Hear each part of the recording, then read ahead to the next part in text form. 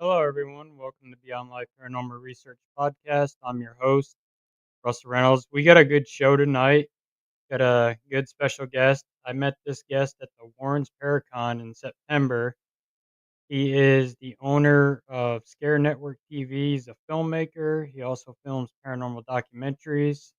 And he's here to share some stuff with us and talk to us tonight. Without further ado, let's bring him on, the owner of Scare Network TV, Billy Lewis. Hey, Hey, what's welcome up, to Russell? the show. Thank you. Thanks for having me. Oh, you're welcome. So tell my audience a little bit about yourself, the ones that aren't familiar with Scare Network TV. Yeah, which is probably quite a few people.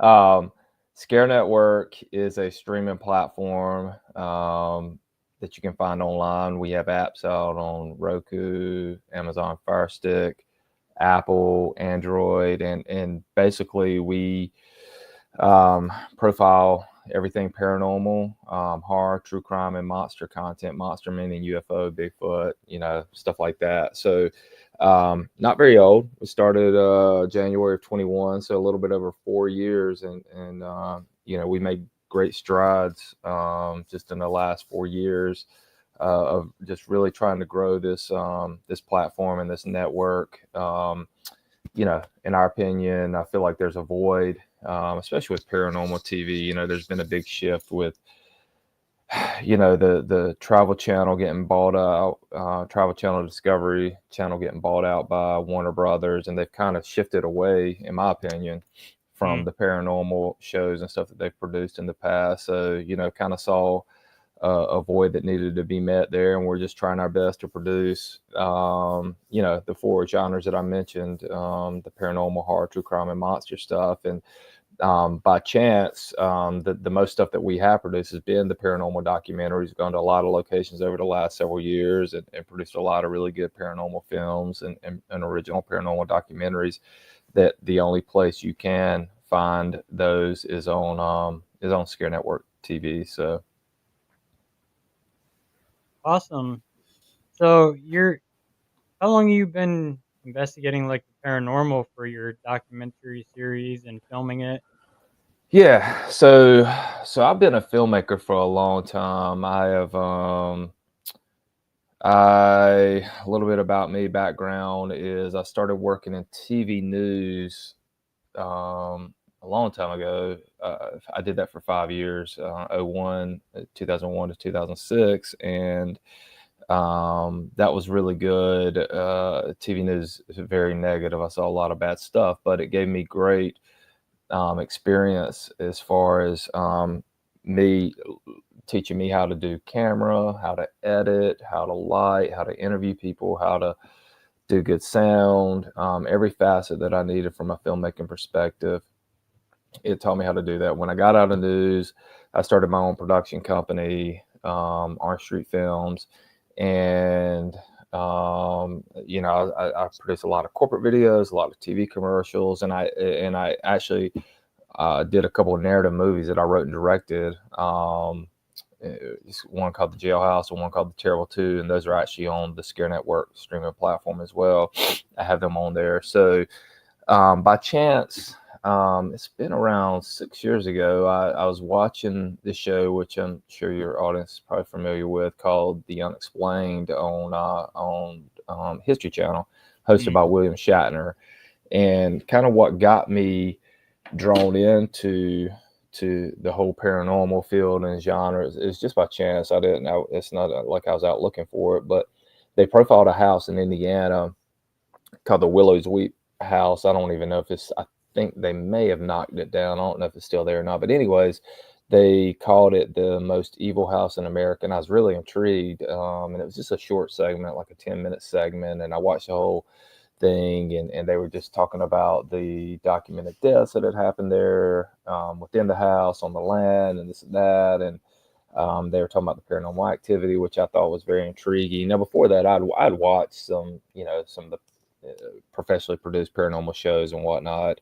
And I actually used to, my wife and I would just sit there and kind of laugh at some of those shows. And now I'm sitting here filming a lot of them, or some, stuff similar. But anyways, long story short, I got up with the guy that owned that Willow's Weep house, and ended up going there and filming a few. Got a bunch of interviews, and got a lot of paranormal evidence, and ended up doing a documentary from that, put clips out, stuff, and people were really resonating with it, and really like kind of just the short clips we were putting out. So from there, I was just like, man, there's a big interest in the paranormal. So again, like I said earlier, January of 21, I just decided to start the Scare Network, and to really focus, on the paranormal, to get from the beginning. So we started filming.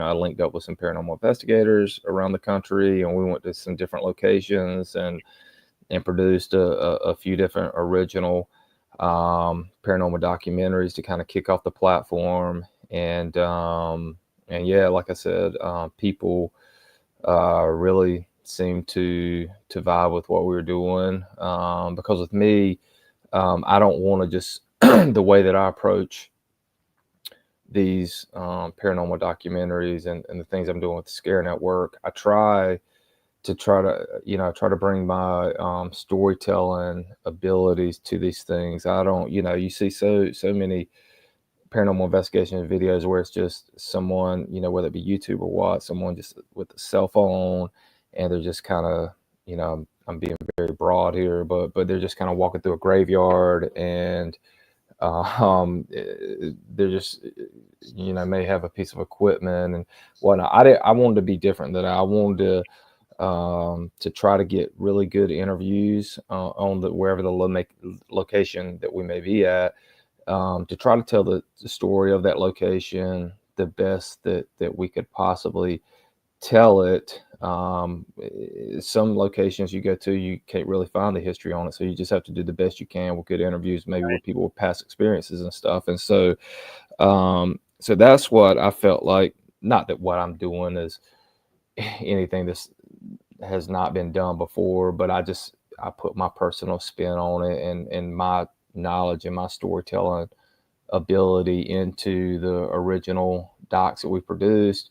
And I mean, like I said, we've made great strides just in 4 years. I mean, I think we've produced at least 20 original paranormal and true crime, well, and monster documentaries, just in 4 years. And I think we're coming up on like 5 series, and by the series, I mean they have at least 4 episodes in them. So we've done a lot just in the last 4 years, and I'm, very proud of the direction it's heading. And I feel like the Scare Network is still a baby. Honestly, I feel like it's so young, and just the sky's the limit to where I want to take this streaming platform. And I'm very thankful for all those who have helped me out, as far as investigators and others who helped me be able to produce some of these docs, and the things that we've produced here just in the last few years. And I know you did. You were at the Warren's Paracon. That's where I met you. Which one was it? This past year in Yeah, in Gettysburg? Gettysburg. Yep. Okay, because we've been 3 straight years to that event. Yeah, and we met a lot of it. But I do remember you. Were you there with your dad? Yep. Or yeah, I Yep. remember that. That was fun. So I don't know if they're doing it again this year or not though. No, we're all going to be at the Rock Island Paracon this year in October Where's that at? at Rock Island, Illinois. Okay. Jimmy's on here. Jimmy's obviously, the one that linked us Yep. up. We're gonna go, what's the one, the end of May and the beginning of June, the Tennessee On one. Smoky Mountain Terror. Yes, I'm excited about that one. So Jimmy is hooking us up, to go to that and to try to network and stuff. So, where you guys out of? You guys out of Illinois or where you at? We're out of Missouri. Okay, all right. Yeah. I was just with Jimmy at in Missouri. We shot a new doc at the Glen House at Cape Girardeau. Yep. I Yep. guess I Right. might butcher. Yep. Is that how you say it? I like Yep. butcher that name. But we shot that a couple weeks ago. Like 2 weeks ago, right now, we were filming for 2 days straight. I was there with Jimmy and Kevin and others, and yeah, man, that's gonna be good too. We yeah, that's what I'm saying. We got some good stuff in the works. We've already put out good stuff, and yeah, man, I'm just grateful for the opportunities to continue to be able to produce these types of documentaries, and like I said, just kind of put my spin on it from a filmmaking perspective. So, what other questions you got, Russell? Now, like your true crime ones, what places have you checked out for your true crime documentaries? Yeah, so true crime, man. It sounds so morbid, but Americans are fascinated with true crime. I mean, let's just say it how it is. They really are. Look at all the true crime shows out there, and Hmm. um, with Dateline NBC, which is on about every other night, to 2020 to 48 hours and whatever. So that's one thing that I want to do more of. So one of the bigger ones that we did. It's a 4-part series. It's called The Devil in Bel Air. It was in Bel Air, Ohio. Really messed up story, but it was about the 17-year-old kid back in 1995. His name is Nathan Brooks. And he dabbled in devil worship and some other really bad satanic stuff. And one night, he just decided to kill his parents. And not only that, he had a hit list for the whole small town of Bel Air, Ohio. He wanted to kill like 20 other people, and this guy like truly lost his mind. And his brother was playing in a football. It was on a Friday night. His brother was playing in a football game, and wasn't home when he killed his parents. But he tried to lure his brother back home after the game. His brother, thank goodness, didn't come home while he was still there, or he would have been dead too. And they crossed paths. Long story. But it was cool. Nothing big has really been done on that story. Sad, obviously, first off, and we kind of tried to mix in a little bit of paranormal with the true crime stuff. And again, let me preface this by saying we meant no disrespect for anyone, but we went out to where the parents were buried that he killed. Went out to their gravesite, did some paranormal investigations, and we feel like there was some type of communication there. Again, you can't prove anything as far as that's concerned, but it was cool to try to mix the paranormal and the true crime and try to intertwine. And so, anyways, that was a big one. We've done a couple other ones, but after while I was shooting with Jimmy and those guys last week, or week four last, I ended up going to um, Westmoreland, Tennessee, and shooting for 3 days there on a really messed up story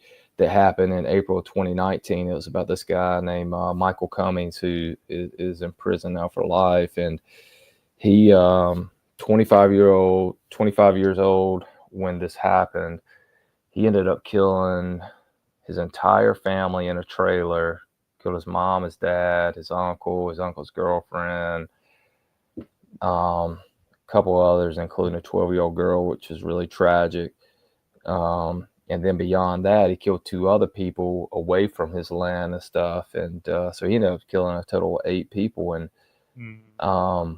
nobody's ever done anything big on that. And I mean, and what's really weird with that story, and I'm actually starting to edit on that, so I'm gonna get that out here pretty soon, hopefully in the next month or so. I'm gonna call it the Westmoreland horror. But what's really intriguing about that is there's a lot of similarities in that and what Ronald DeFeo did with the Amityville story. He killed his whole family, his brothers and sisters, his mom and dad while they slept. This guy killed a lot of family members while they slept. And you'll see the kind of the similarities. We'll try to bring those out when we put the true crime documentary out. But again, with this one, I was working with a couple of paranormal investigators too on this one, and we were actually able to get on the land where the murders happened, and some of the responses and stuff that we got was really disturbing and unsettling. And so, um, the interviews we got with that too are really really good, and it's going to be a great story. I mean, again, nothing but respect to those that lost their lives and whatever, and we don't mean any disrespect by trying to produce these, but like a preface these true crime stories is Mhm. you know I'm just trying to tell a story, and again, like I said, the public seem to be really enamored with these stories. And so, especially with that one in Westmoreland, Tennessee, man, I mean, it made national news. It was in the USA Today, it was on BBC Nightly News, this and that. But it's been April will be 6 years since these horrible crimes happened, and no other big platform has stepped up to do anything. And so, Right. I'm just trying to step up and create new content and bring uh, bring that to the table and just try to tell the story the best that I can to our fans and viewers who happen to check out, Scare Network. Yeah, we've got our share of true crime stuff here in Missouri. We've got the Copeland murders, Which what murders? Ray and Faye Copeland. Uh-huh. I'm actually not too far from where they live. Well, how long ago was that? They did that. That was back in, I think, early '90s. Okay, you have to give me some leads on some stuff because I need some. I've that sounds familiar what you're saying, but I need some. He was a. They were farmers, and they would bring in these travelers that were homeless, and he would write checks in their name for cattle, and then Yeah. check bounce. And then when those homeless guys would catch on, he'd lure them into a barn and shoot them in the head with a 22. Okay. And his wife would take their clothes and make quilts out of it, and he Oh would leave gosh. bodies all around the county. Really? I have to And check. I have to check that out. one guy managed to escape, and he made it up north, and he ended up calling the cops on what Ray and Faye were doing, and cops came and arrested him. Ray died in prison. Faye, she got out, and she never spoke another word, and she was in died in a nursing home. Yeah. Then we had the Slagle murders, which is a mystery with Henry Slagle. He supposedly had murdered 5 of his wives. What? How did he get away with all that? He was a judge, and they never had enough evidence to convict him. They thought they just either vanished or committed suicide. One wife they found hanging from the bridge. Really? His sixth wife, he never killed her, but her brother found out that she married him, and he come to kill Mr. Slagle, and Mr. Slagle shot him in the back with a double barrel shotgun and buried him in the road up there. How long ago did that happen? That was back in the 1800s. Oh, okay. So that was a while ago. What And part of Missouri do you live in? we're in like north central. We're near Kansas City. Okay. Uh, We're about an hour from Kansas City. so who are you pulling for tomorrow in the Super Bowl? Chiefs. We got some Eagles fans on the live chat right now. What do you have to say to them? Good. Best of luck to you. Well, I'm a Washington fan, so I can't I don't have a dog in the fight tomorrow, so it should be a good game. Well, I was originally a Jets fan because I grew up in New York.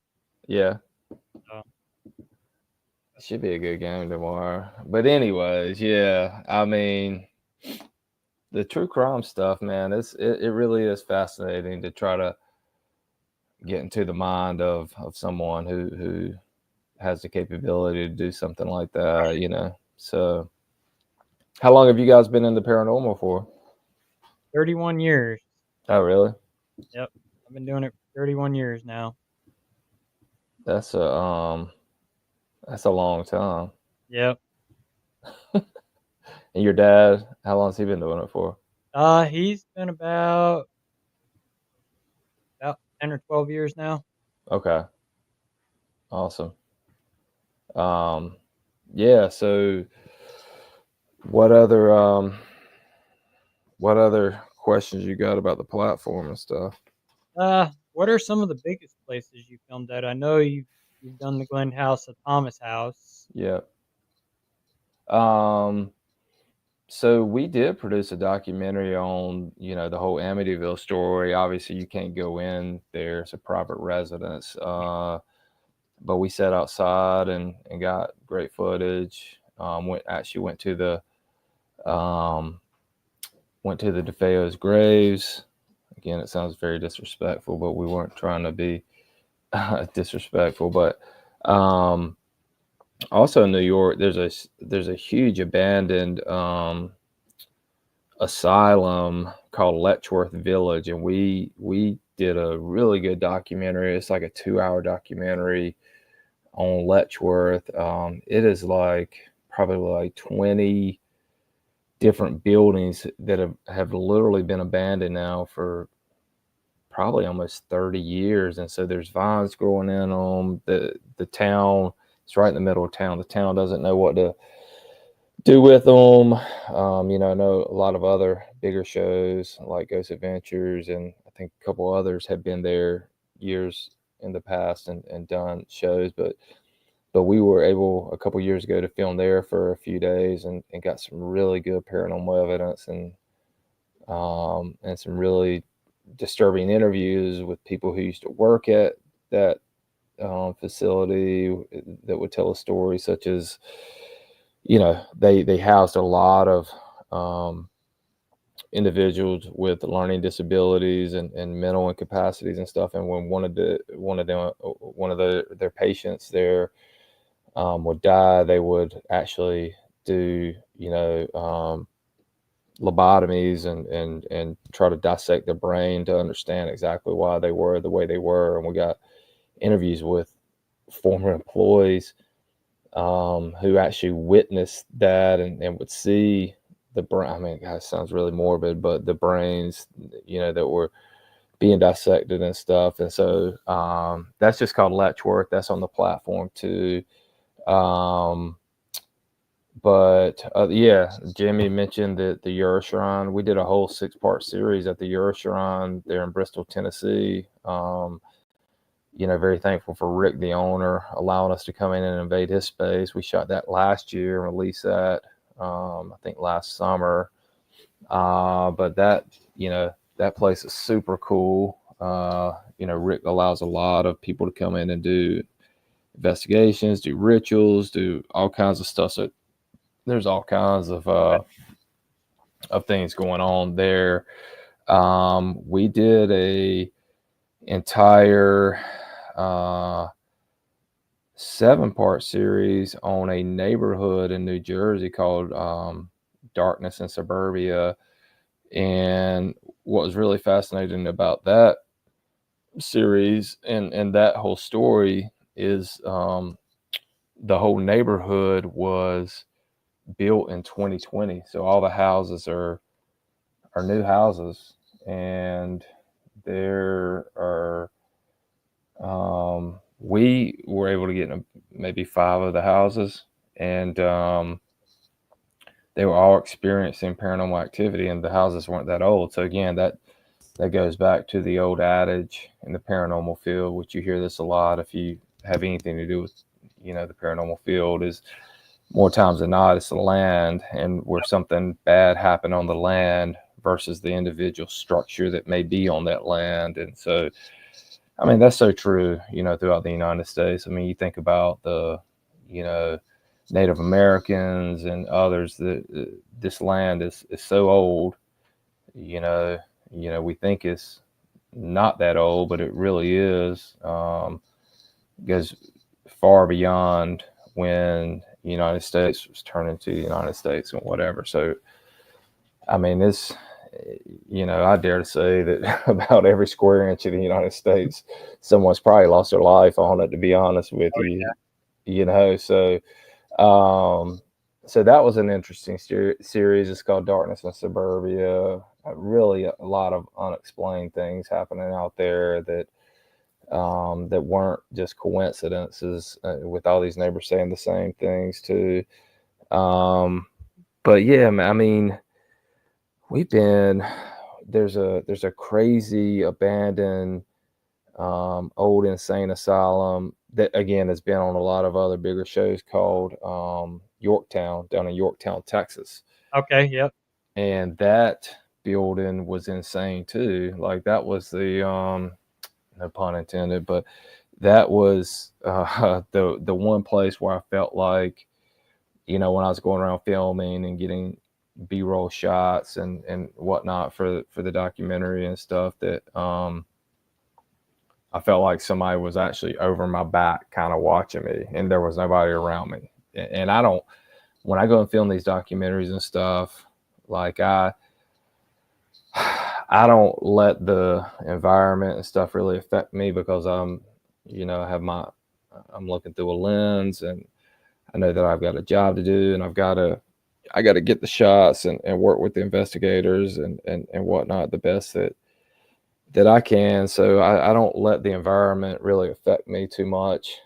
And even in that Yorktown documentary, um, even though I felt that way and felt like I still knew that if I didn't get these shots and I didn't get this video and these B-roll, that nobody else was. Right. So I just had to try to brush it off, and we were only in there when you go and do that, you can only rent it for like 8 hours at a time. So we were only in there from like 8 o'clock at night to like 4 o'clock in the morning. So it's like, and we only have a little bit of time.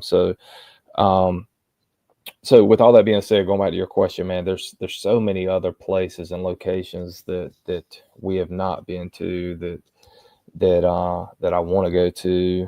When I started the Scare Network and stuff, I said early on, I was like, man, every town in America, and I'm not just talking about big cities and whatever. I mean, every little town in America has a ghost story.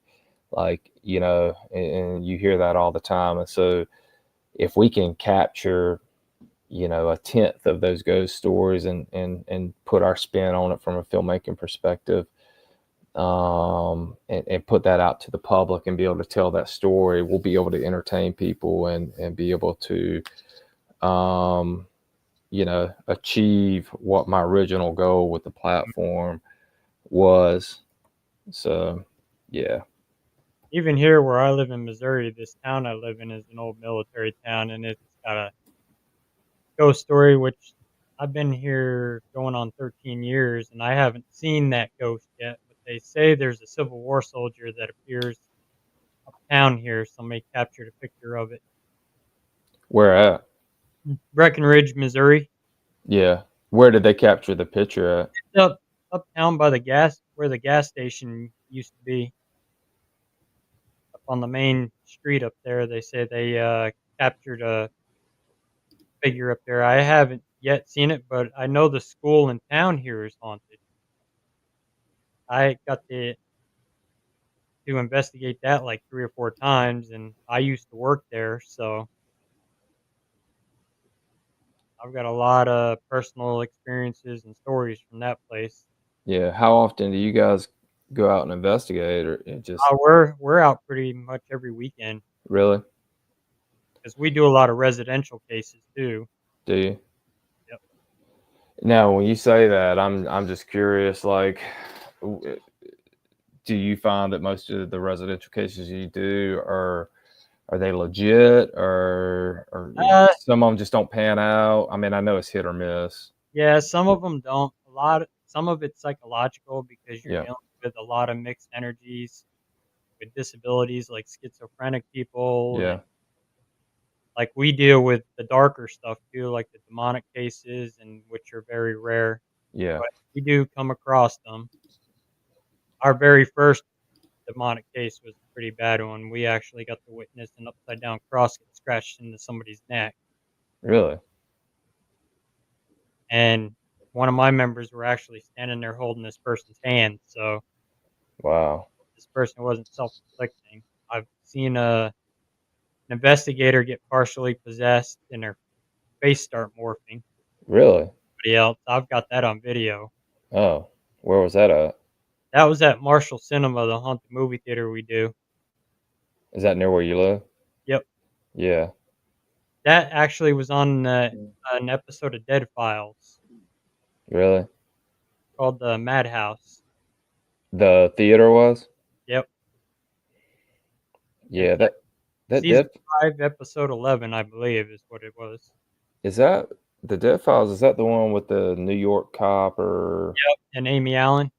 yeah, they came down to Wilmington. I know they don't make the show anymore, but they shot a couple shows where I live in North Carolina. They shot a couple of shows down here and stuff. I remember seeing that. I thought they did a good job with that show.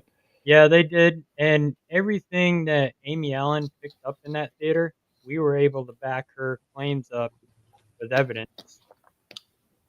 Um, yeah, that's what I'm talking about. Like them canceling that show, and I mean, I even like Jack Osborne's, Portals to Hell show.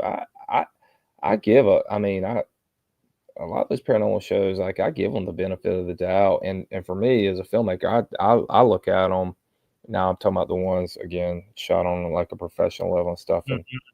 I try to learn from them. To be honest with you, and I watch them, even though they're not making too many of them anymore. But I try to learn from them and see how different paranormal investigators are investigating, see how things are shot, see what kind of interviews they get, just how they mix the history in with the actual evidence that they gather and whatnot. And so I try to apply some of that stuff. But yeah, I know that guy from the Dead Files was upset when they canceled his show. There's a because I think I saw a video with him. I was like, yeah, I don't know why they canceled the show. I thought we got good ratings, but I don't know, man. That's weird because I know Warner Brothers came in and bought up all the Travel and Discovery Channel and just kind of like stopped doing it. And there's like a huge um, people love the paranormal stuff.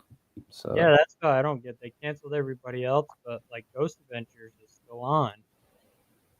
yeah, I mean, who knows? Who knows how much longer it's going to be on though? I mean, I know that Zach Bagans wants to venture off and do like narrative movies from what I've heard, and obviously he has um his thing in Vegas, his Museum. museum, yeah, museum that he does really well with, and um, but I like Zach too. I mean, I don't know him, but I'm saying I like his show and stuff. A lot of people hate on a lot of people in the paranormal field hate on him, and I'm just like Well, take him for what he is. I mean, it's the way he acts. It's the way he yeah, presents himself. I mean, if he present himself in like more of a professional manner instead of yeah, with the ego, he'd be good. That that's I think that's what he rubs people the wrong way with the approach that he takes. yeah, yeah. I mean, again, to me it doesn't bother me, but I mean, you think about it, he really is like kind of the godfather of the paranormal shows from again, Mm. them from a professional standpoint and whatnot. And so, um, I don't hate on, I don't know him. I don't, I don't know if all his stuff is legit, if they set stuff up. I don't know. I really don't care. I mean, he's brought such a good entertainment value to it that, again, I take it for what it is. take it too serious Right, and whatnot. So, anyways, but yeah, I mean, the approach that we take is, um, when I'm producing my stuff, man, I cut out way more evidence than I actually put in our documentaries and stuff. So I don't,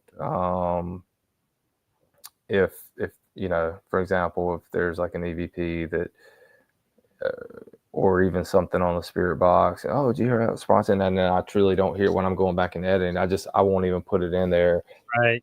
But the philosophy that I have, um, as far as producing these, especially paranormal documentaries, per se, um, is that we gather evidence, you present it at that specific wherever you may be with that specific location, and put it out to the public and let them make their own judgments and their own assertions. I mean, I'm not trying to convince anyone whether ghosts are real or if you can communicate with the dead or whatever. I just want to, again, like I said earlier, put out the best I can the history of a location and the paranormal evidence that we gather. Put it out there, and um, people believe it good. If they don't, doesn't bother me. I don't really care. To be honest with you, at least I'm out there doing it and putting it Right. out there for the public to see. So Yeah, you're doing something you like. That's the yeah, main part. I love it, man. It's you've done many paranormal. It's not easy, and it's not, um, and especially it's not easy when you're trying to do it on a professional standpoint, where you're trying to get good audio, you're trying to make sure everything's in focus, whether you be shooting infrared or you have to get lights and stuff. There's a lot of factors and variables involved, and it's tough to actually do that and make it look good and be able to present that back in a professional manner too. So Yeah, and it's hard too with the you're in the pitch dark and yeah, trying to change batteries. I know, it's really yeah, and your batteries do die a lot. So when Yeah, you got when you guys go and do your stuff, where you putting it out on YouTube, Facebook? What are y'all doing with uh, yours? we put it out on our Facebook page. We're also on YouTube. We're also Yeah, on TikTok as well too. yeah, I've got stuff on TikTok, and a lot of times I go live from locations, and so people can actually watch it live and see what we're actually doing. yeah. We did that. I did that with Jimmy on the at the Thomas house and at the Glenn house. I need to do that more with the Scare Network, um, especially Scare Network TikTok. Man, like I'm like falling out of love with Facebook. To be honest with you, man, I used to love Facebook, but something weird with the algorithm and stuff going on. And now I've seen the growth with our TikTok. Hmm. Um, so 6 months ago, I was like, they were talking about banning TikTok. I was like, oh, I could care less if they ban TikTok. But just in 6 months, our TikTok's grown tremendously with Scare Network. And I see, and I could care less about, I could care less about any social media. All I care about, to be honest with you, is for people to actually jump over to the actual platform and start watching our content. So obviously you have to use social media as a means for people to know what the Scare Network is and what you're trying to accomplish and what you're trying to do. But anyways, yeah, I need to do more lives and stuff with TikTok. I think it's really cool when you can do a live like that and shoot it from a professional standpoint. And then when you put the documentary out, you can actually show the live, intercut it with what you shot with the professional, and people who are actually watching it feel more like they were there with you when you were producing that, wherever the location may be. And I found too, even being live, there's things that your viewers that are watching live see that you didn't see. Yeah, that happens a lot. I was live on at a case that we were doing at some guy's house, and I was down in the basement by myself, and I was live on TikTok. One of my viewers seen this figure come up in front of me. I never saw it. They said it had no eyes. It was like black holes, and it had its mouth open, and it was just looking like a black hole for a mouth, Really? like a scrubby looking beard. And I never did see it. Wow. What location was that? It was a private residence we were doing in Chillicothe, Missouri, for a guy.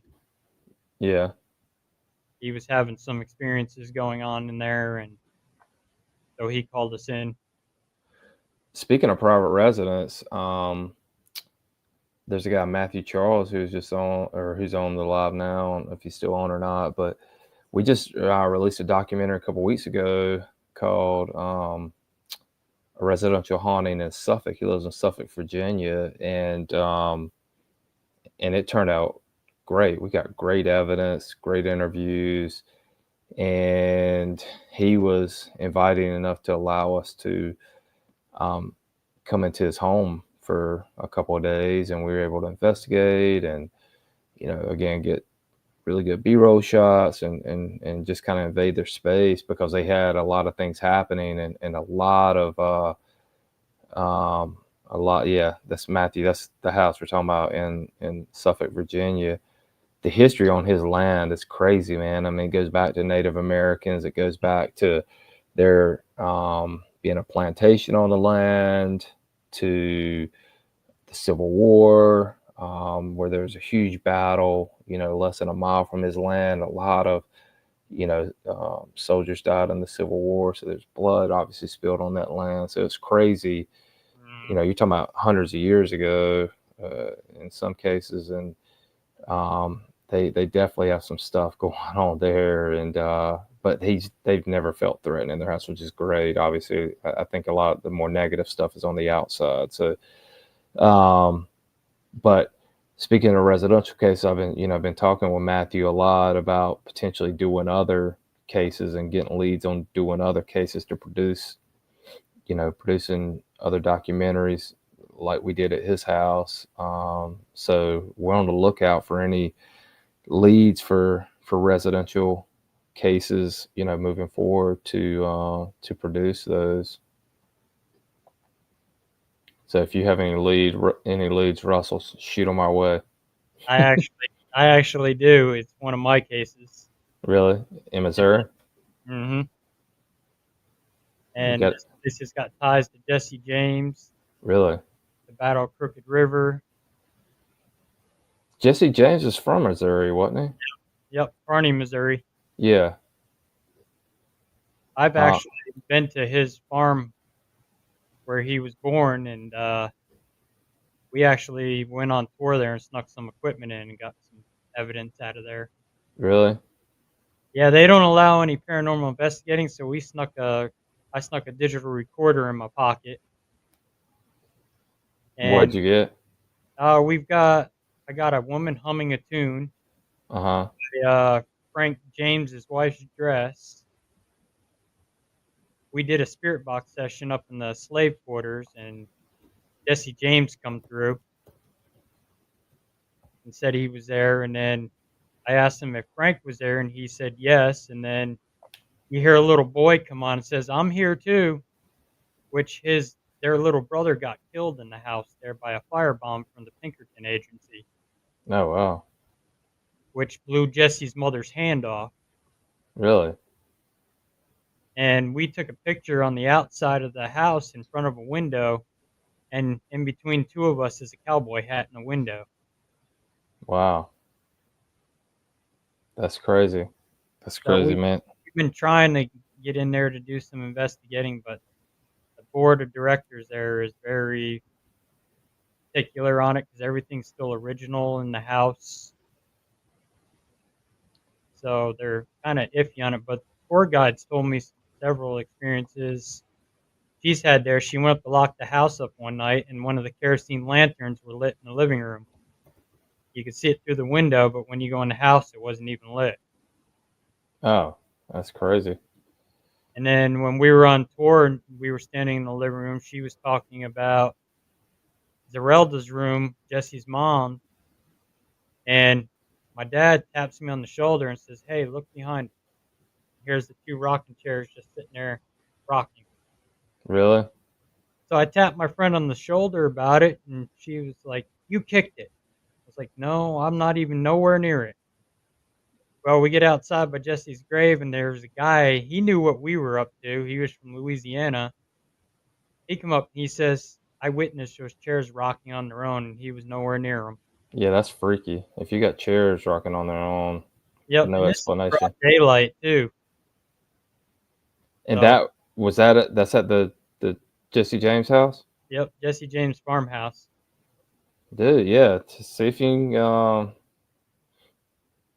can get. I mean, yeah, it's a long drive for me, but if you can get into something like that and investigate that and tell that story, that would be amazing. Oh yeah, and they've got the museum right there on the property that's got Jesse's guns in it and boots, and they got the top of his coffin in there. Really, where's he buried at? He's actually buried in the cemetery in Kearney next to his wife. He was buried on the farm property because his mom wanted to keep an eye on his grave. But there's still that whole theory with Jesse James that he faked his death. Yeah, He lived yeah. life in Texas. I've heard that. I've watched, specials and documentaries on that too about that. So But who knows? the Ford brothers are buried out here in Missouri. Who are they? They're Robert Ford's the one that shot Jesse. Okay. Yeah, yeah. Him and his brother are both buried out here in Missouri. So is Bloody Bill Anderson. Okay. They're all buried in the same cemetery out in Liberty, Missouri. Yeah. Seems like there's a lot going on in Missouri. But our location that we've got, the great grandparents of the owner, used to hide Jesse and his crew out in the barn when they would come riding through, headed back to the farmhouse. They would hide him out there and feed him. Yeah. Did he get killed out in like Arizona or New Mexico or He got killed in St. Joe, Missouri. That's where he lived. His okay. house is still there in St. Joe. It's part of the museum now. You can actually go in there and check it out, and they've got some of his stuff in there too as well. Yeah. Yeah, man, like I said, if you could somehow finagle us into that house and stuff, um keep me updated on that. I'd definitely be interested in trying to do something on that. That's very intriguing to me. Oh yeah, definitely. Greg said the Ford should have been put through a wood chipper. What did they do? Just for killing Jesse James or what? Well, Robert he met his end in Colorado. Mm-hmm. He was he was the saloon owner. Guy walked in and shot him in the face with a double barrel shotgun, Jeez. and it was retaliation for killing Jesse. Mm. The other Je- brother, he committed suicide. Jesse was young though when he got killed, right? So, Yeah, I well, think he was only in his 30s when he got killed. yeah. Um, yeah. My wife and I just finished watching this series on Netflix called American Primeval. I don't know if you've seen that or Oh yeah, that is a very graphic, disturbing depiction of like Utah back in like what was that like the 1850s, 1860s, I think, yeah, 1840s, 1850s. So it made me think of that. I know Jesse James was after that, but anyways, so then we uh, our local, the Kansas City butcher, Robert Burdella. I've heard that name before. He What's his story? he would kidnap women and men and torture them, and one managed to escape. He was running down Jeff City naked, and they picked him up, and he the one that turned Robert Burdella in, and Robert Burdella got put in Missouri State Penitentiary out here in Jeff City, and he uh, he ended up dying in Missouri State of a heart attack. And BTK, well, I think he's from Wichita, Kansas, right? Yep. But that's probably not too far from you guys, is it? No, that's not. That's only Wichita's about 3 hours. Yeah. Because we're about an hour away from Atchison, where the McAteer Villa is, the Sally House. Sally House, that's obviously been profiled on a lot of things too. That's another. Have you been there? Many I've Sons? never been there yet. Really? I've heard that name. People have told me numerous times that we need to go there.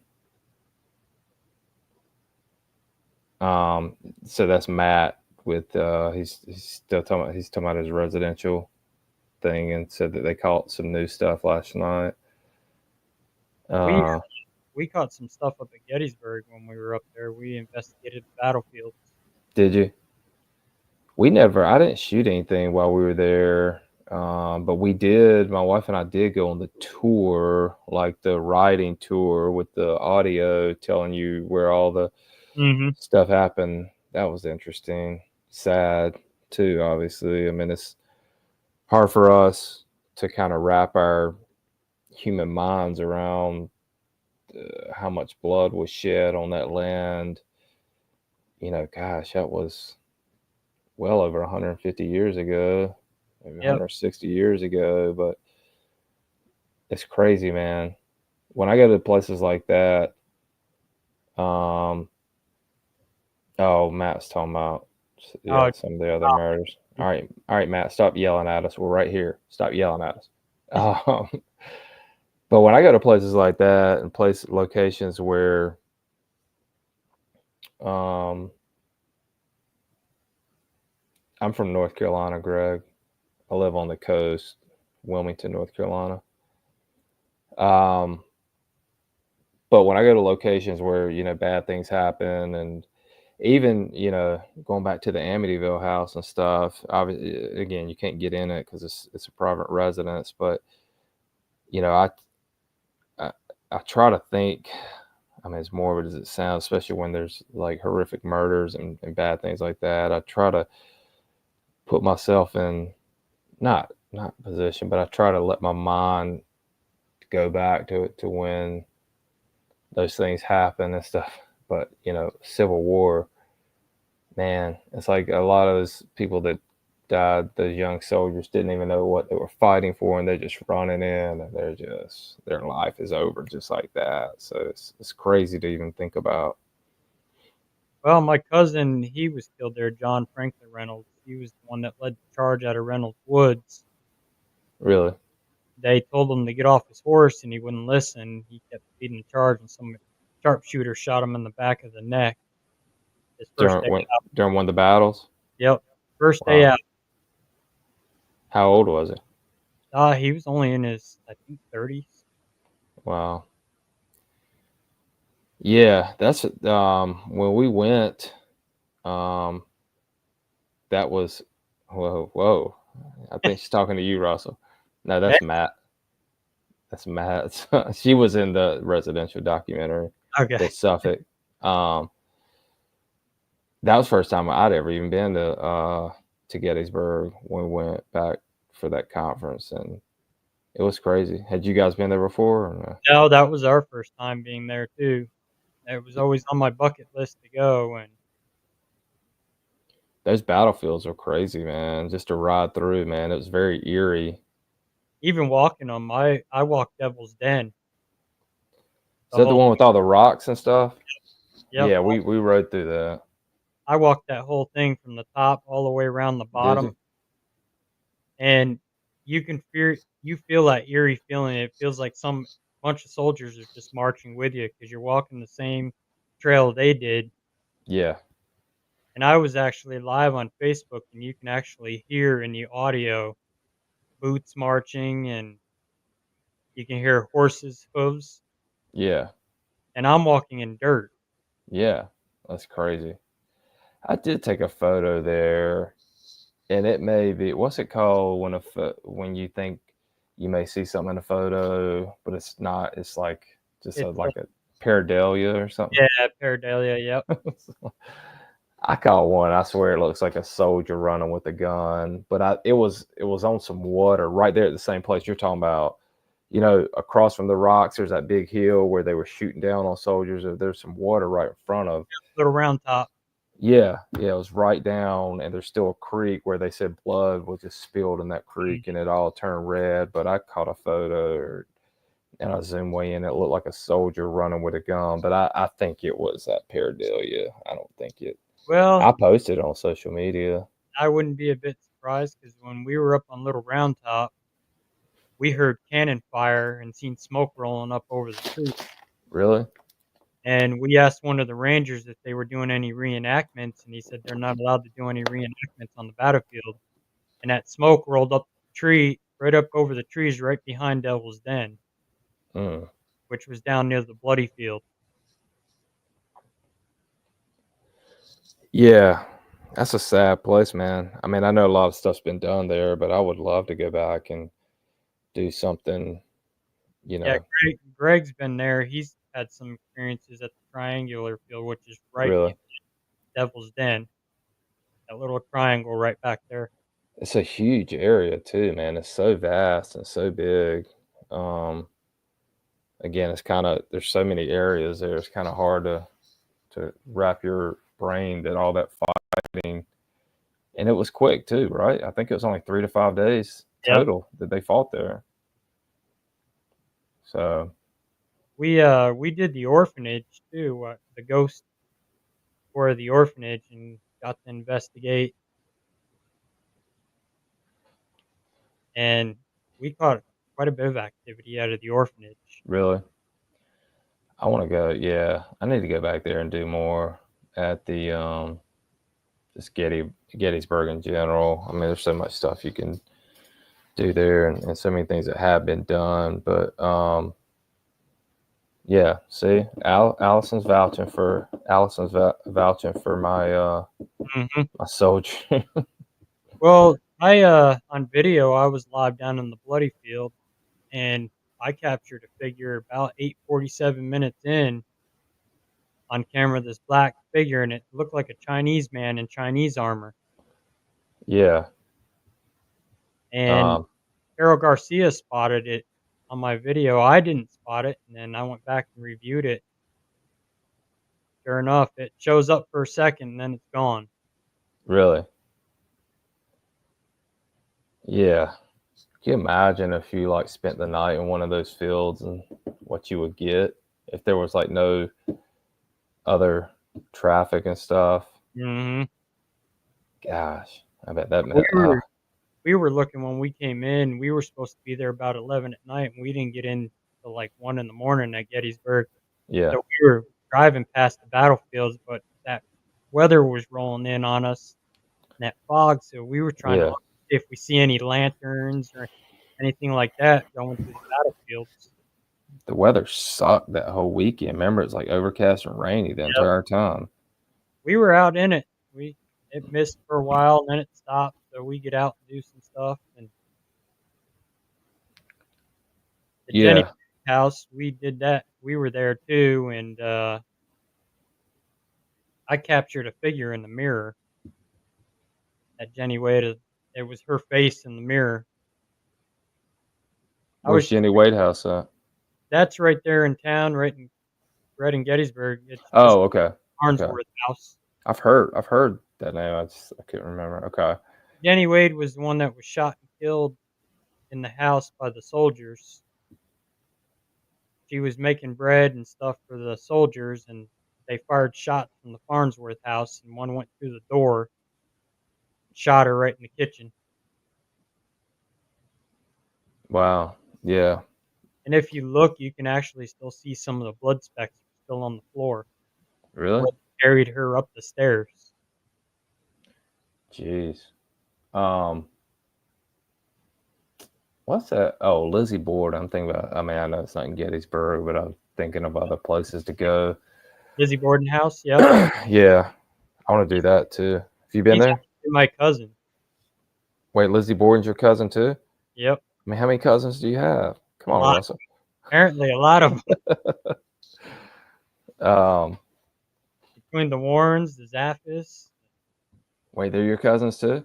Yep, I'm related to the Warrens. Gosh, knows it. Related And to John Zaffis.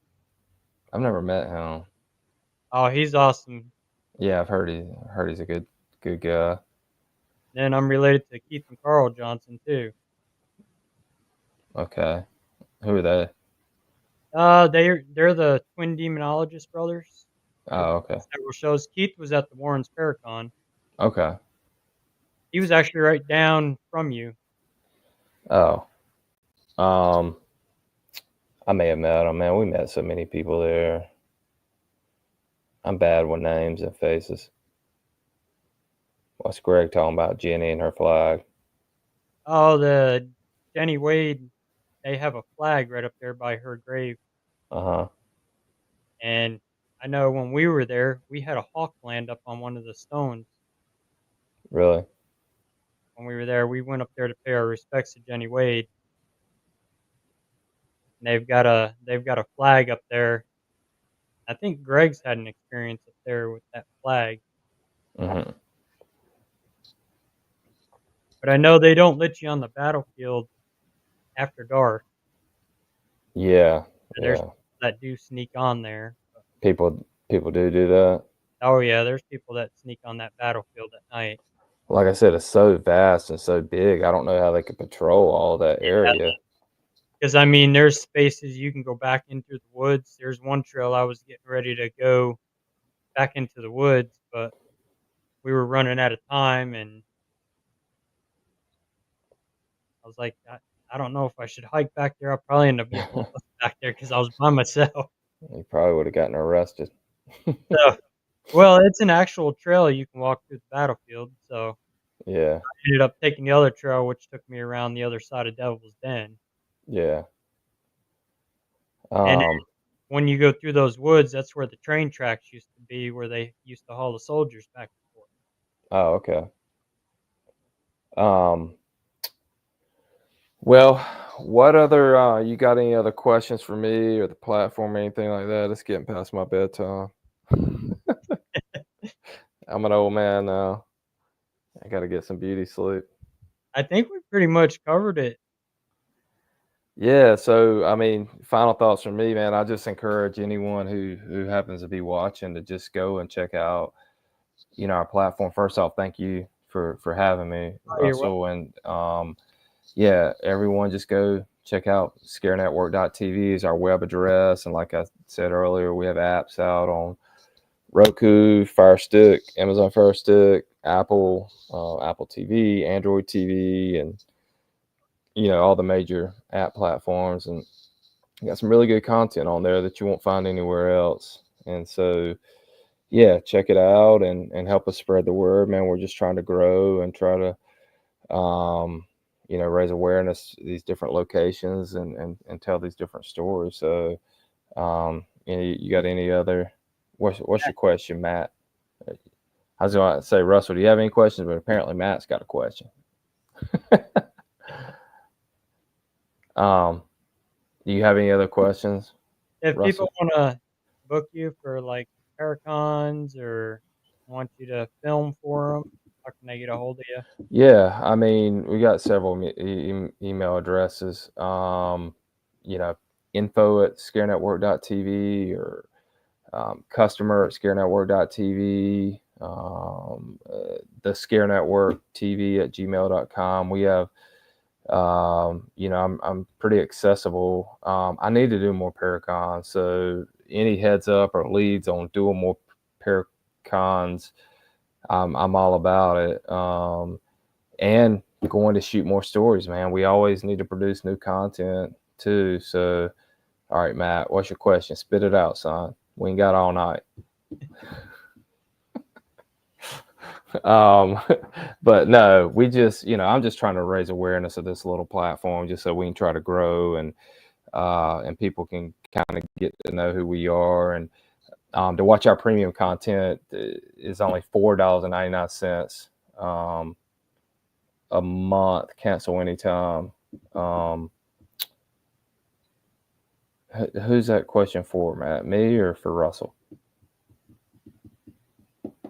But yeah, $4.99 a month, cancel anytime. I mean, it's $5 a month. And right now we have not just my stuff. We're picking up other films from other filmmakers and distributors and stuff. And so we have well over 200, films, documentaries, podcasts, all kinds of stuff on there. And we've got so much in the can too that we're about to release. So, yeah, I'm super excited to see what the future holds for the platform. But you have my info, Russell. So yeah, you got any leads on anything, hit me up. But um, do you want to answer Matt's question about what he said? Well, mine started when I was 6 years old. The house I lived in, I had my first paranormal experience at 6. Saw a Civil War soldier standing in my bedroom door about 3 o'clock in the morning. Wow, So that made me a believer. And then as I got older, I started seeing more stuff. And not many people know I died at 12 years old and came back. So what happened? I had a seizure brought on Oh by man, the flu. I had a real bad fever, and I ended up dying for a little bit, and I came back. that's So crazy. I have abilities to see them and hear them. My dad's Yeah. got the same abilities as well because he died and came back from a car accident in the 70s. Um. He woke up Yeah. at the table with the nuns reading his last rites Really. when he woke up. Yeah. So I had a crazy thing happen to me. Um. This was in 2012. So coming up on 13 years ago, I got a bleeding ulcer in my stomach, and I lost like pretty much all my blood, man. Um.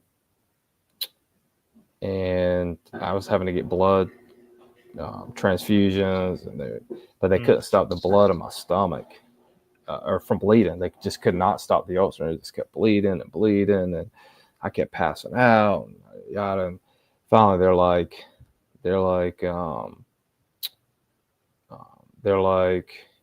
we're gonna have to cut you open, and we may have to remove part of your stomach, and um, just to try to save your life. And I swear, man, like I was like really close to that. I was 33 years old when this happened. I was like really close to dying because I was losing so much blood mhm. before they could stop it, and I was like seeing white. And they rushed me into surgery, and luckily they didn't have to remove my stomach and stuff, and they were able to fix it. But even then, I mean, that was again coming up on 13 years ago. That didn't like jump me into the paranormal stuff. I mean, for me, it was more of a spiritual thing than anything, you know. So because I am, I'm a Christian, believe in Jesus and everything, and so he kept me alive at that particular moment for a reason. So I'm very thankful for every day I have. So it's crazy to hear the story, you and your dad going through that too. Matthew, I don't remember anything from when it happened because I was seizing. So I was having a seizure. So I don't really recall anything because of what my brain activity, the way it was going. I don't. The only thing I remember is waking up on the floor. I was face up on the floor with a towel on my chin because I split my chin wide open when I hit the floor. I busted my chin open too, but that Yeah, was playing basketball. I had I've like, got a huge thing right here yeah, too. so do I.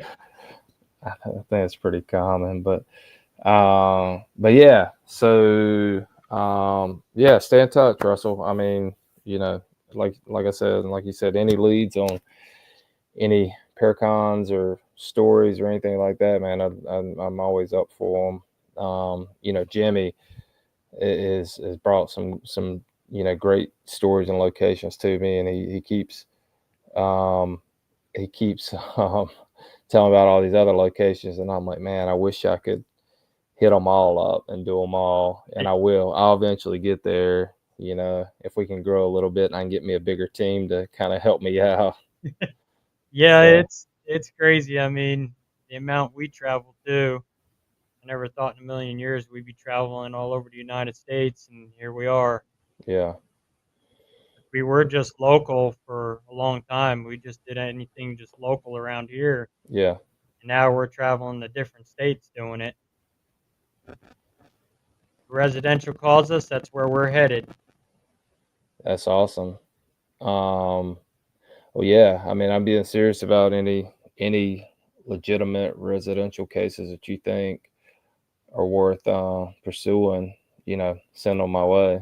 I'd definitely be interested in All right. talking and trying to filter out, see if it's worth it. So All right, if you want to hang backstage for a minute, I'm going to Yep. holler at you backstage and I'm going to close the show out. I thank you again for coming on and joining me. Yes, sir. Thank you for having me. You're welcome, and I'll see you in a few minutes. All right, sounds good. Thanks, everyone, for tuning in tonight. And stay humble, stay safe out there. We'll see you next week. My guest next week is paranormal investigator Dave Schrader. So be sure to tune in for that. And we're going to be talking about some of his paranormal stuff, the Holster files, and several other things that he's doing that he's got in the works. So we will see you all next week, same time, same channel.